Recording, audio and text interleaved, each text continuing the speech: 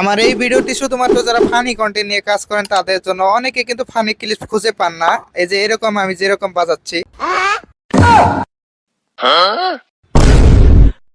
কোনো টেনশন নেই, আপনাদের ভাই আছে না, শুধু একটু ফলো করুন। চলে আসলাম মোবাইল স্ক্রিনে। আপনারা প্রথমে চলে যাবেন ক্রোম ব্রাউজারে এবং সার্চ বারে লিখবেন টেক লাইভ। তো আমি এটা লিখে দিলাম, এবার সার্চ করে দেব।